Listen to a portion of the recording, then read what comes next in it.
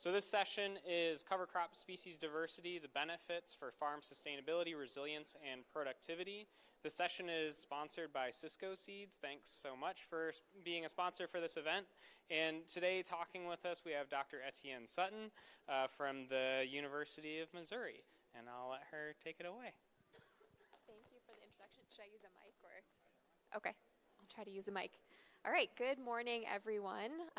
Excited to see you all here. So as he mentioned, my name is Etienne Sutton. I'm a program manager and researcher with the University of Missouri Center for Regenerative Agriculture. I will note I actually work remotely out of Ann Arbor, so it wasn't as much of a crazy drive to get here as it sounds like.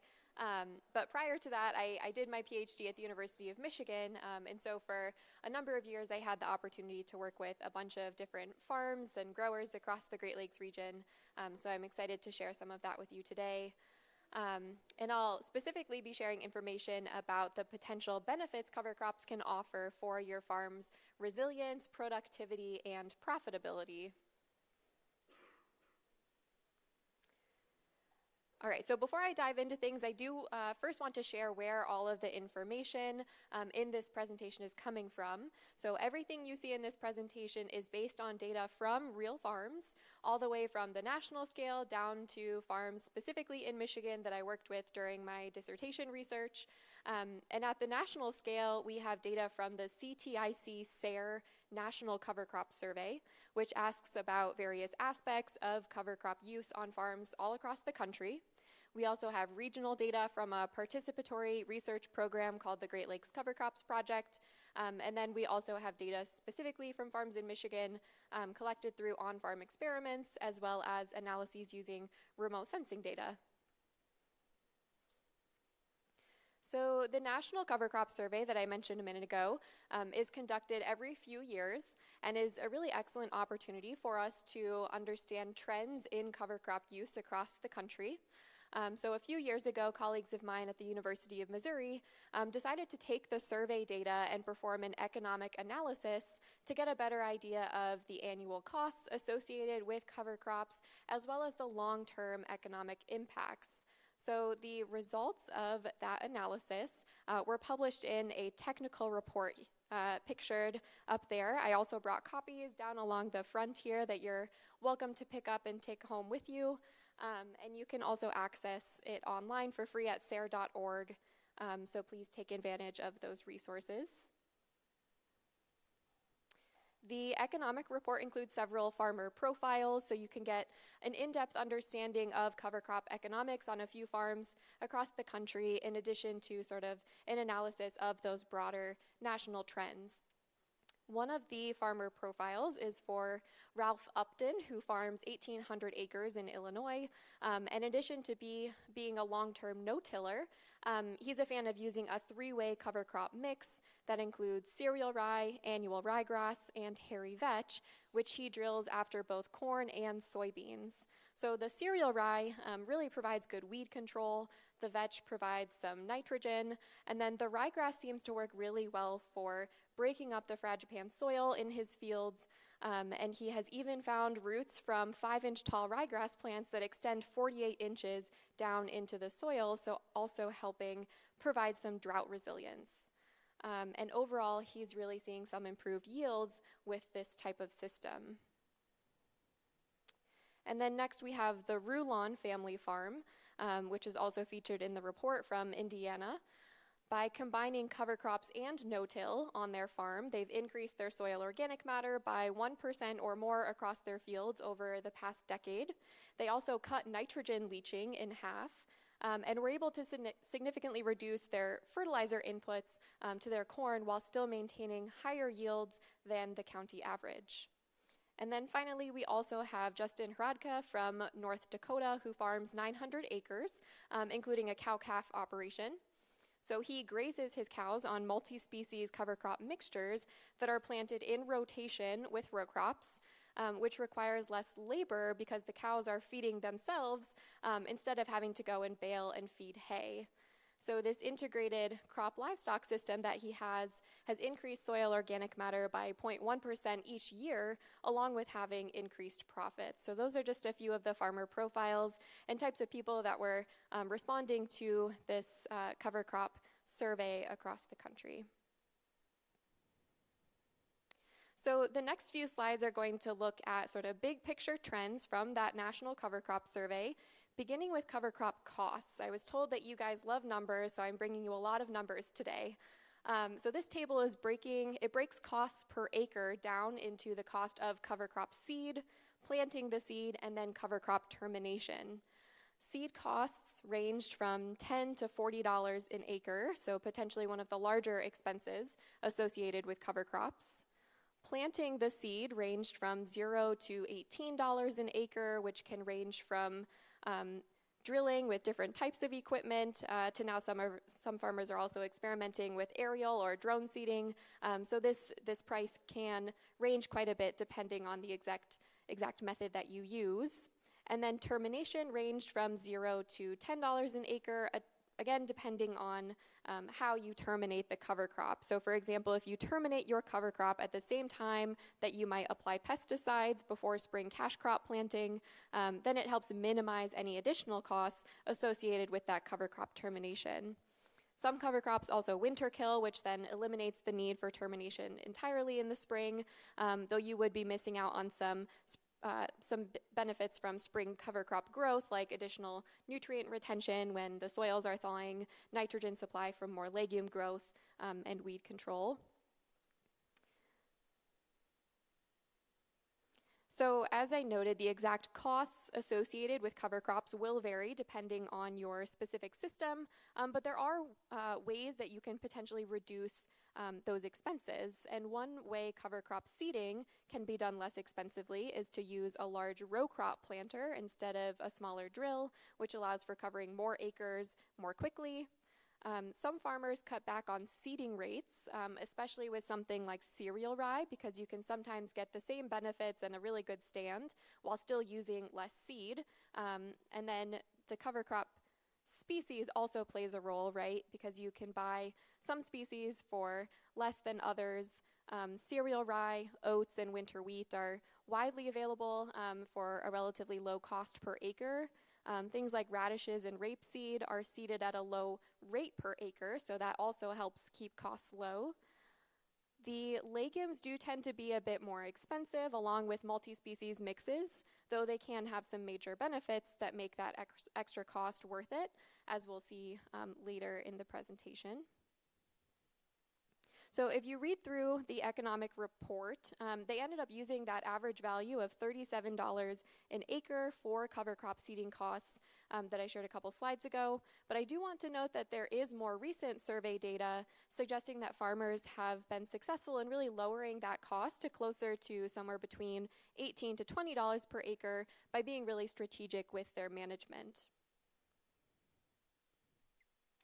So quantifying the costs associated with cover crops, like in the last few slides, is relatively straightforward, but the more challenging part of cover crop economics is evaluating what you get in return, which involves understanding both short and long-term yield impacts, figuring out whether cover crops lead to lower input costs over time, and whether they contribute to greater resiliency, especially in those challenging weather years. So the rest of this presentation is going to focus on those types of questions using data from the National Survey, as well as data specifically from farms in Michigan and the broader Great Lakes region. So in that National Cover Crop Survey, farmers were asked to compare corn and soybean yields in two different fields, so one that does have cover crops and one without, and that had similar soil and management to help control for any confounding factors. So this ended up being about 200 responses in 2012, about 500 farmers in 2013 and 2016, and 320 farmers in 2019, so a relatively large sample size. And what they found is that farmers reported significantly higher yields in fields with cover crops, especially during bad weather years, like 2012, when much of the Midwest was experiencing a pretty severe drought. And in that growing season, corn yields were a reported 9.6% higher in fields with cover crops than non-cover crop fields, and 11.6% higher for soybean. It is important to note that these are just average yield differences. So some farmers had a bigger yield response and some less. And there were also, of course, some farmers who reported a yield loss following cover crops, particularly with corn. But part of that can be explained by how long cover crops had been used on the farm. So this graph here is showing that based on the National Survey data, the yield benefits from cover crops do increase over time. And this is likely due to the fact that it takes time to build soil health with cover crops, as well as the fact that farmers are just getting better at managing those cover crops over time. So to complement that national analysis, I recently ran an analysis using remote sensing data specifically for the state of Michigan, where we looked at corn and soybean yields in all fields across the Lower Peninsula from 2008 to 2019, so a 12-year period. We found that on average, the benefits from cover crops really start appearing once you've been using them for at least 3 years. So this figure shows the expected percentage change in yield along the sort of horizontal axis there, with each additional year of cover crop use, with corn being the closed circles and then soybean is the open circles. And specifically, each year of cover crop use increased corn yield by 1.5% and soybean yield by 1%, or what would be about a 9% and 6% increase after 6 years of cover crops. However, I will note that in this analysis, we did find that there were different short and long-term effects of cover crops on yield.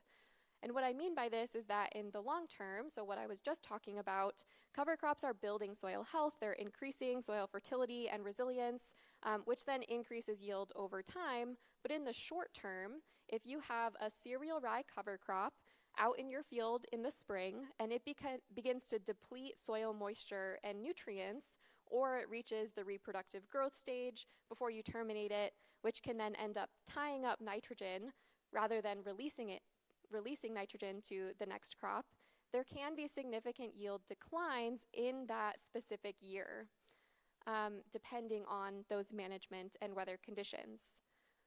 However, we also know that those negative short-term effects can be mitigated by carefully managing your cover crop, or by mixing in some leguminous cover crops that are not going to be posing a major threat to soil water and nutrient availability, like something like rye might, and instead they're actually a really excellent source of nitrogen to your subsequent crop.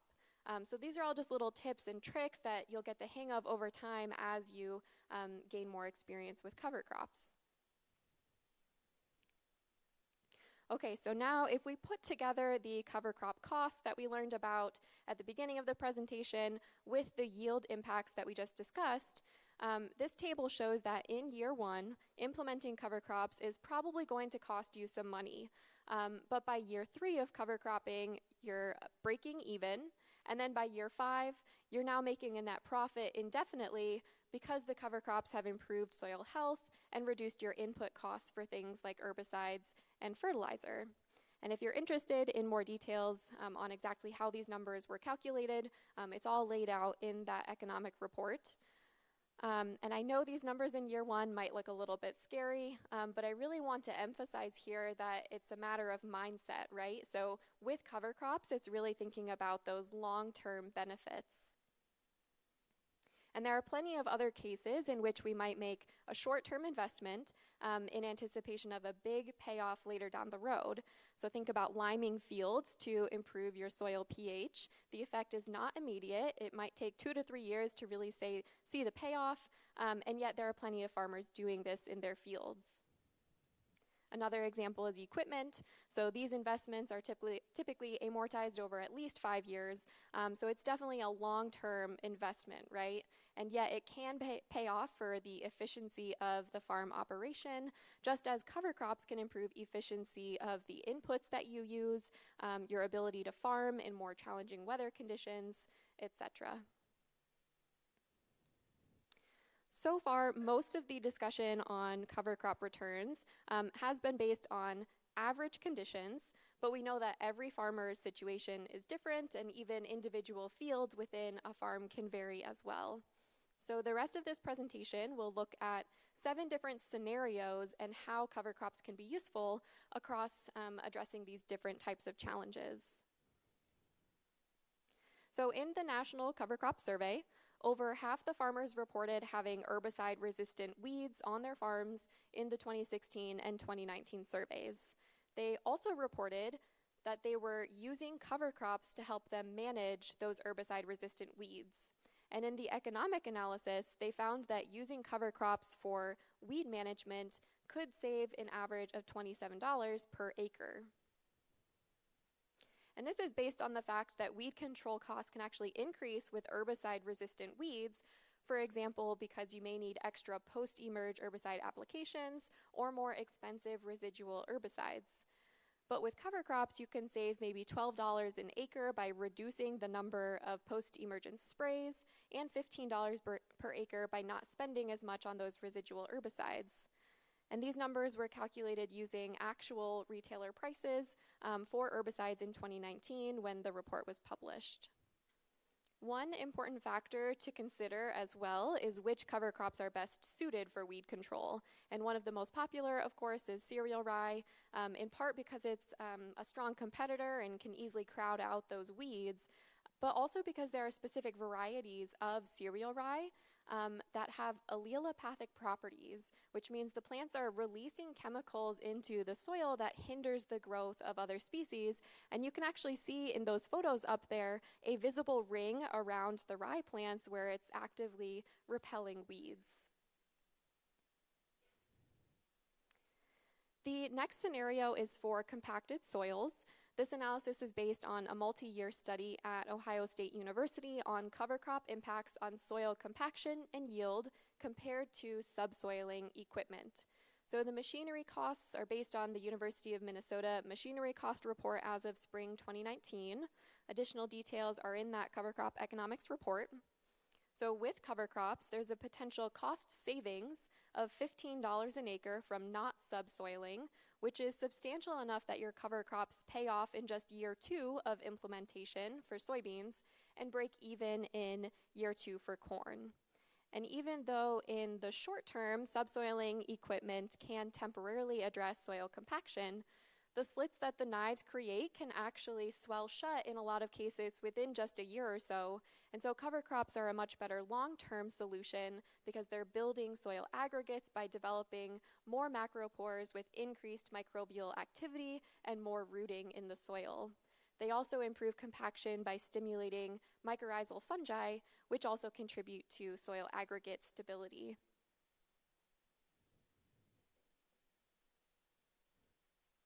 Okay, so this next scenario is specifically for farmers who are trying to reduce fertilizer costs. All of the nitty-gritty details, again, are in that economics report, but assuming a farmer is able to reduce their phosphorus and potassium applications by 10 pounds an acre for soybeans, and then nitrogen by 40 pounds an acre for corn, cover crops break even in year 2 for corn and pay off in year 3 for soybeans. And if you're wondering whether these values are realistic or not, they are indeed based on real survey data from farmers using cover crops to reduce their fertility inputs. Some farmers said the reduction was possible because of improvements to soil health over time that then improved nitrogen fertilizer efficiency, and or they were incorporating a legume into their cover crop mix, which can provide new nitrogen to the field through conversion of nitrogen in the atmosphere into plant available forms. And although cover crop mixtures can seem intimidating, we do have some really compelling evidence from farms across Michigan that they do pay off compared to single species cover crops. So between 2020 and 2022, as part of my graduate school research, we did an experiment on 14 farms, half in the Thumb region of Michigan and half in the Southwest region, where at each farm we planted 3 cover crop treatments: a cereal rye monocrop, a crimson clover monocrop, and then a multi-species mixture that included different types of cover crop species. So it had oats, a winter kill grass, cereal rye, an overwintering grass, crimson clover, overwintering legume, and then dwarf Essex rapeseed, which is an overwintering brassica. So those treatments were planted in fall of 2020 and then again in fall of 2021 after small grain harvest in both of those years. And what we wanted to know is how the benefits from the mixture compared to those monocrop treatments. So these graphs are showing cover crop biomass in both years of the study, with rye in blue, clovers in green, dwarf Essex rapeseed is yellow, oats are orange, and then weeds are gray. And you'll also notice that we have root biomass included in brown, but because it's so tricky to separate roots in a cover crop mixture, we're just showing total root biomass in each of those different treatments. And what we found is that in both of the regions and in both of the years, the mixture produced the most cover crop biomass, both above ground and below ground in the roots, and had the least amount of weed biomass. And this figure is showing 5 different cover crop benefits that we measured in that study. So weed suppression, total carbon inputs to soil, soil phosphorus retention or recycling, nitrogen retention, and then nitrogen fixation, or the new nitrogen from the legume. And we can see how each cover crop treatment performed based on the colored lines. So rye is in blue, clover's in green, and then the mixture is in orange. And sort of the further out that the line goes, the better that treatment performed. So we can see here that the mixture provided more nitrogen retention, more phosphorus retention, more carbon inputs, and better weed suppression than when either rye or clover were grown alone. However, I will note that there was a bit of a trade-off when it came to nitrogen supply from the legume. The clover monocrop provided more new nitrogen to the system than the mixture, mainly because there was more clover biomass when it was grown alone in a monocrop than when we combined it with other species in a mixture. So just some trade-offs to consider there depending on your goals. From a nutrient management standpoint, if we add up the nutrients in both the cover crop shoots and the roots, the cover crops really did contain substantial amounts of nitrogen and phosphorus that could help offset what you might otherwise spend on fertilizers or other nutrient amendments. Specifically, the rye monocrop contained 65 pounds of nitrogen and 12 pounds of phosphorus. The clover monocrop had 102 pounds of nitrogen and 12 pounds of phosphorus. And then the mixture also had 102 pounds of nitrogen, but nearly twice as much phosphorus, 23 pounds. The exact amount of nitrogen and phosphorus released from the cover crop residue and ultimately taken up by the next crop does depend on a number of different factors that vary from field to field, like your soil conditions, the climate in that particular season, etc. But there's no doubt that cover crops can indeed play an important part in building a sustainable and profitable nutrient management plan. Okay, so this next scenario is thinking about cover crops in conjunction with no-till. So usually in the first 1 to 3 years after switching to no-till, there can be a little bit of a dip in yield, likely due to some initial compaction, challenges getting good seed establishment, or fertilizers not being well distributed in that upper root zone. However, there is a growing body of evidence showing that starting with a cover crop and then transitioning to no-till can minimize or even eliminate that yield decline. And this could be because the cover crop is generating more earthworm activity in the soil and more mycorrhizal fungi, both of which help with nutrient distribution through the soil profile and reducing compaction. And one way to potentially try this is to start with a cereal rye cover crop overwintering. You can try no-tilling soybeans into it and then follow up with another cover crop after the soybeans before planting corn the next year. Another increasingly popular scenario is cover crop grazing. So grazing is one of the fastest ways to make cover crops pay off, with an estimated $49 an acre in extra returns. Again, the details for the calculation here are in that economic report. If you don't already have the infrastructure for grazing, there are affordable ways to get it set up using low-cost portable electric fencing. There are also there's some new virtual fencing technology that's becoming increasingly popular, and also portable watering systems.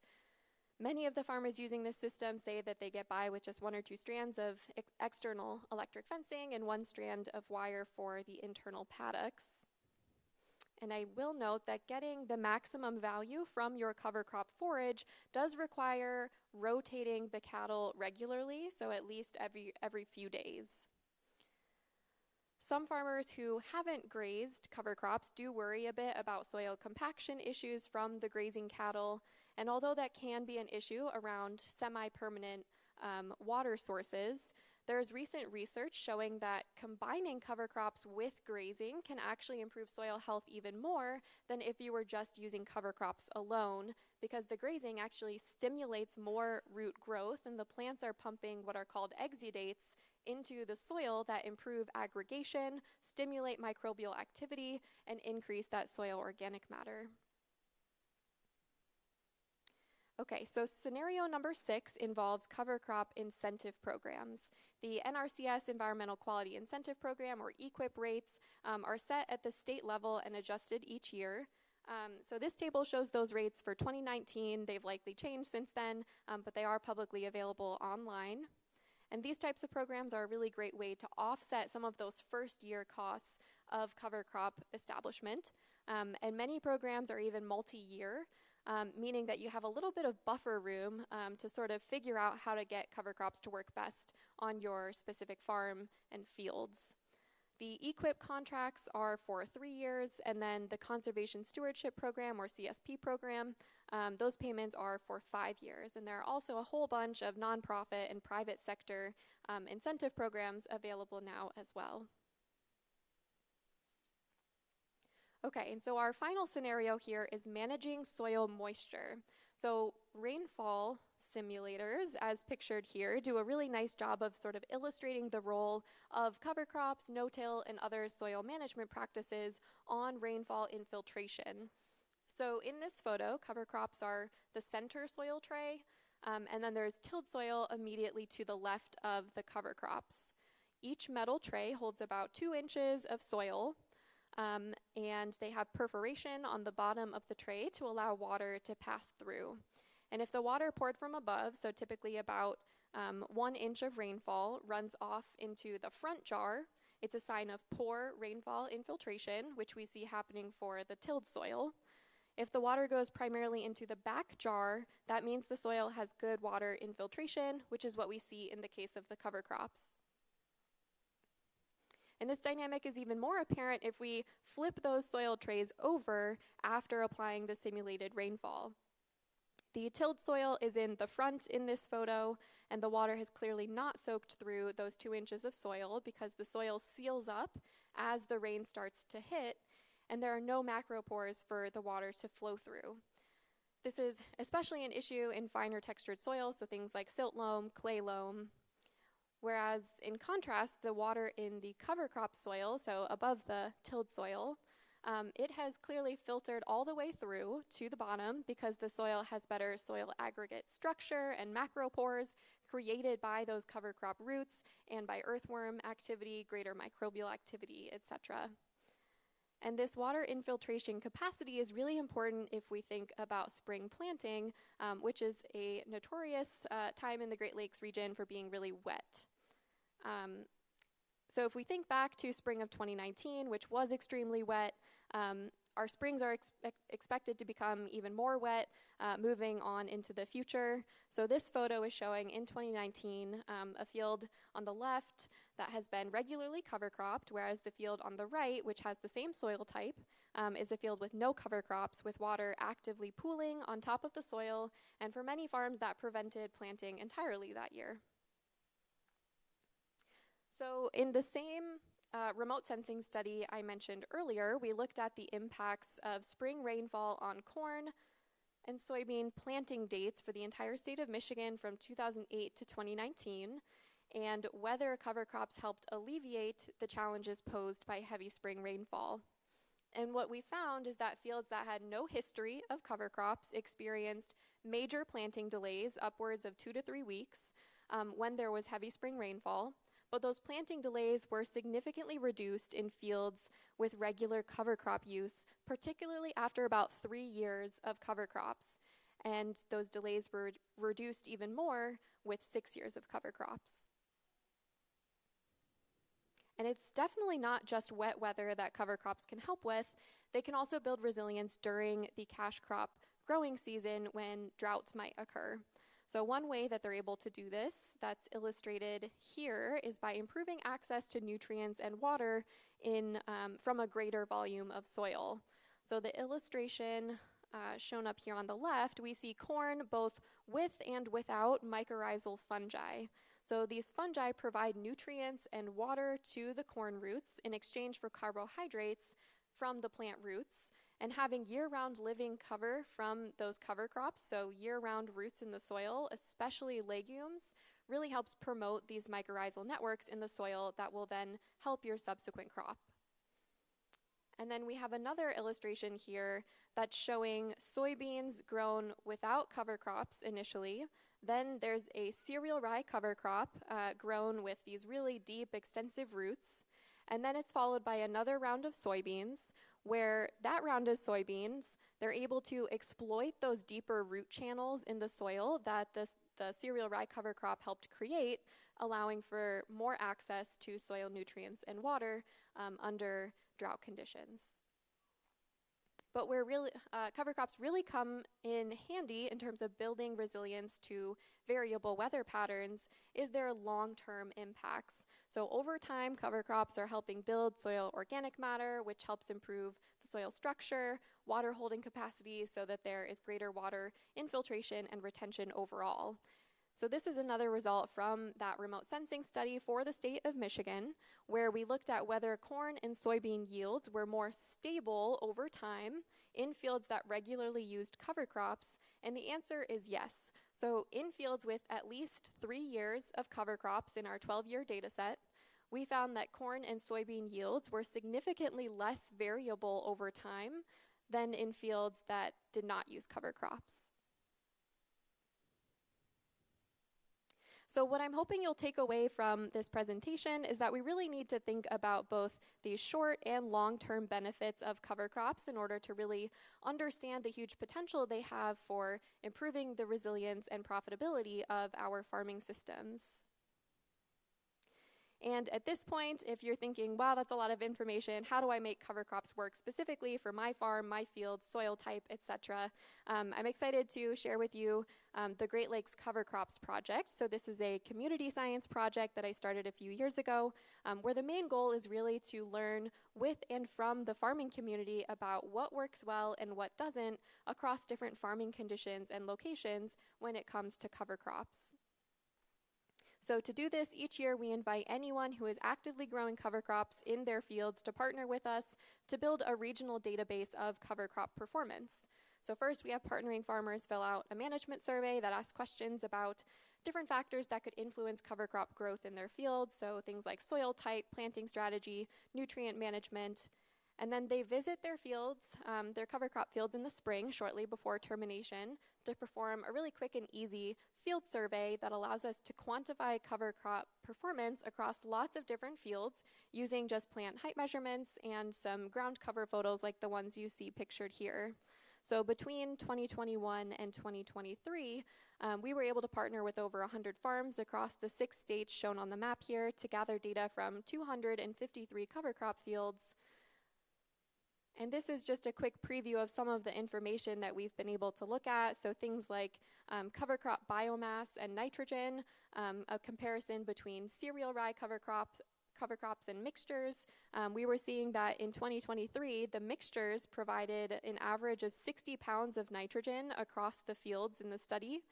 And I won't get into all of the details here because it would take a little bit of time, but we take the data and we're able to produce context-specific recommendations for why we're seeing really good performance in some fields versus poor performance in others, and we put that together into management recommendations for the region. One thing I'm really excited to share is this new interactive cover crop map that we just added to our website. So this map shows all of the 253 fields that have participated so far. You can go online. If you click on one of the fields, it'll show you what cover crop was growing there, how it was managed, how it performed, so things like biomass, the estimated nitrogen content, weed control, ground cover, things like that. You can even filter to see, oh, I just want to look at cover crops that were planted specifically after soybeans. So all kinds of different variables to explore here to figure out what other farmers are doing, what might work well for your fields. So please do check that out if it's of interest. We are currently recruiting for the 2024-2025 season. I apologize, my slides are showing up a little bit wonky, but if you scan that QR code, it'll take you to a quick Google form where you can express interest in participating. So all types of farms and overwintering cover crops are eligible to participate in Michigan, Ohio, Indiana, Illinois, Wisconsin, and Minnesota.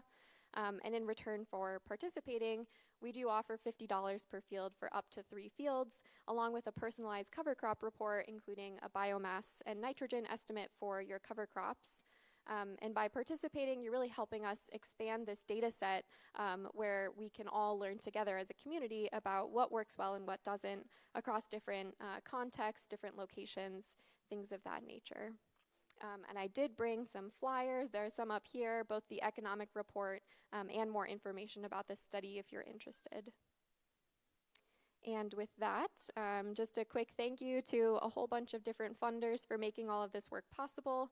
And thank you all for being here today and listening to this talk. I'm happy to answer any questions.